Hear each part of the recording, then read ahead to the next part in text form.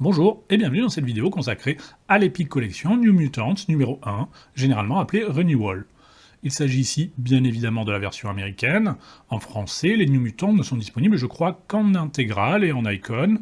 Et à cet égard, Panini a récemment annoncé d'autres titres à venir en format Epic, dont notamment un X-Men qui est juste une pure merveille, et je vous le présenterai bien évidemment en temps voulu. Mais à ma connaissance, il n'y a rien dans les tuyaux concernant les New Mutants. Ce qui est dommage parce que c'est un format qui est franchement avantageux et perso, à titre d'exemple, si j'ai pas pris la dernière intégrale New Mutants, c'est justement parce que je trouve ça trop cher.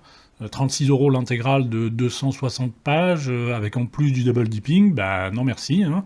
Et comme dans la plupart des titres liés aux X-Men, vous allez forcément avoir à un moment ou à un autre du double dipping, donc tant qu'à faire, c'est sûr qu'il vaut mieux que ce soit sur un bouquin de 500 pages à 26 €. Hein. Bref, quoi qu'il en soit, cette épique commence avec le Marvel Team Up numéro 100, qui voit Karma apparaître et affronter Spider-Man et les 4 Fantastiques. C'est scénarisé par Chris Claremont et magnifiquement dessiné par Frank Miller. C'est un épisode qui n'est pas présent, je crois, dans la première intégrale New Mutant, alors qu'il avait été pourtant publié à l'époque par Luke dans un Strange Origin, si je me souviens bien. C'est un team-up qui est assez important, puisqu'il permet d'en apprendre plus sur le passé et la famille de Xian, alias Karma, un des membres fondateurs des New Mutants. Ensuite, on a bien sûr le graphic novel numéro 4, datant de 1982, scénarisé là aussi par Chris Claremont, mais dessiné par Bob McLeod, l'autre créateur de cette série. C'est un graphic novel qui avait fait l'objet en France d'une publication dédiée dans un top BD, le format un peu luxueux de l'époque, et c'est là le vrai point de départ des New Mutants en tant qu'équipe. Après, on a évidemment les 12 premiers épisodes de la série régulière, dont on pouvait suivre les aventures cette fois dans Titan. On retrouve également dans cette épique l'épisode d'Uncanny X-Men 167, qui est indispensable et qui met en scène la rencontre entre les New Mutants, qu'on appelait parfois les X-Babies, et les X-Men, et qui vont se foutre sur la gueule, parce que c'est un comics, donc c'est comme ça qu'on fait. Alors, sauf erreur de ma part, on ne retrouve pas non plus dans les intégrales New Mutants le Marvel Team Up annuel numéro 6, alors même qu'il est pourtant bien présent dans l'intégrale Marvel Team Up de 83. Oui, il faut suivre, désolé.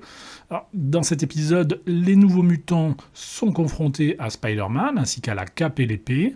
Et c'est un épisode qui est très sympa là aussi, c'est scénarisé par Bill Mantlo, et c'est vrai que la Cape et l'épée aurait pu constituer un bel ajout à cette équipe des New Mutants, surtout que c'était pas non plus des personnages ultra populaires, ou qui méritaient forcément, à mon sens, d'avoir une série à part entière, donc ça aurait pu faire sens de les ajouter à l'équipe. Alors j'ai un gros doute, mais je ne me souviens pas si cet annual avait été publié à l'époque, et pour être tout à fait honnête, avant de lire l'Epic, ça ne me disait vraiment rien du tout. Pour finir, cet ouvrage se termine avec la mini-série Magie, dont on avait déjà parlé dans la vidéo consacrée à l'intégrale X-Men 88, alors même que la série date bien effectivement de 1984. Oui, c'est un peu le bordel à ce niveau, les parutions françaises, mais je reviens pas là-dessus, je vous renvoie à la vidéo du mois dernier. Et donc, comme vous pouvez le voir, c'est un bouquin qui est rempli jusqu'à la gueule, plus de 500 pages en tout, et c'est pour ça que je lui pardonne volontiers personnellement de n'avoir finalement que très peu de bonus, quelques croquis de ci de là, mais c'est tout. Pour résumer un peu le point de départ de la série New Mutants, c'est évidemment une sorte de spin-off des X-Men, et à ce moment précis, Charles Xavier pense que les X-Men sont morts, et, aux grandes surprises, ils ne sont pas vraiment morts, mais quoi qu'il en soit, il décide de recréer une équipe de jeunes mutants, mais plus dans l'optique cette fois de leur apprendre à contrôler leur pouvoir que d'affronter réellement des mauvais mutants ou des dangers interplanétaires, même si, comme c'est un comics, il va forcément leur arriver quelques petites bricoles et des ennemis aussi à affronter, parce que sinon, ce sera un peu chiant, faut reconnaître. La composition de l'équipe est très internationale, donc un petit peu comme celle de la deuxième équipe des X-Men, ce qui est normal, tant qu'à faire, autant s'inspirer de celle qui a marché, la première équipe des X-Men n'ayant jamais réellement été un succès franc et massif pour Marvel.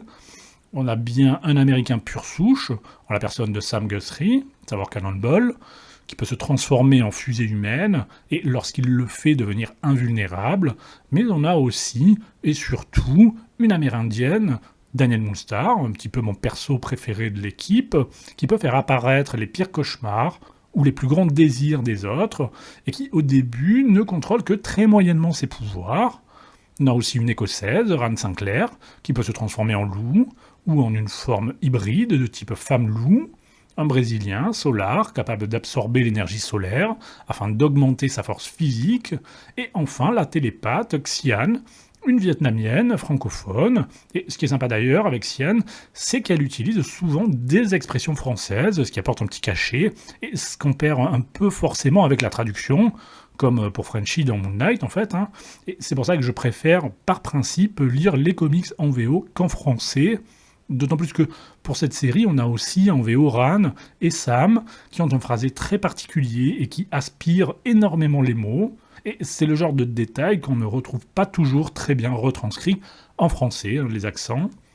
Assez rapidement, Xian va disparaître du paysage, à partir de l'épisode 7, d'une manière pour moi assez peu satisfaisante d'ailleurs, et elle sera remplacée en quelque sorte un peu plus tard par Magma, suite au mini-arc New Rome, qui verra aussi apparaître pour la première fois Selene, donc un ennemi très important, aussi bien pour les New Mutants que pour les X-Men.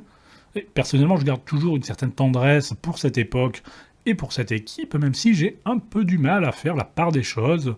Je ne sais pas si mon jugement n'est pas un peu faussé par le côté nostalgique et régressif du truc. Je pense qu'il y a de très bonnes choses et de très bonnes idées dans ce run, même avant l'arrivée de Sienkiewicz.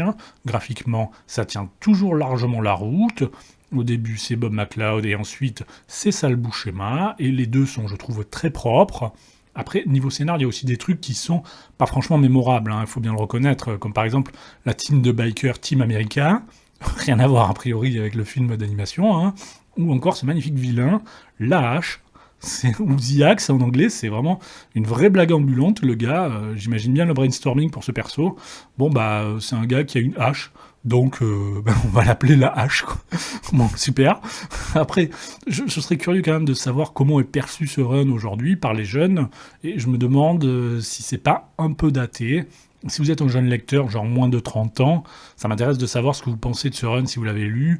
Il y a forcément des références qui ne parlent plus aux jeunes aujourd'hui, comme Magnum P.I. par exemple, mais c'est pas ça le plus important à mon sens. Je me dis surtout que les rapports entre les ados et les adultes ont inévitablement évolué depuis les années 80, et pas qu'un peu, j'ai envie de dire. Donc, est-ce que ça peut parler à un jeune des années 2010-2020 ? Honnêtement, j'en suis pas vraiment sûr. Voilà, je vais en rester là pour aujourd'hui. La prochaine vidéo sera consacrée à l'omnibus Moon Knight, qui a remporté, si je dis pas de conneries, plus de voix que l'Icon Avenger. Allez, à plus!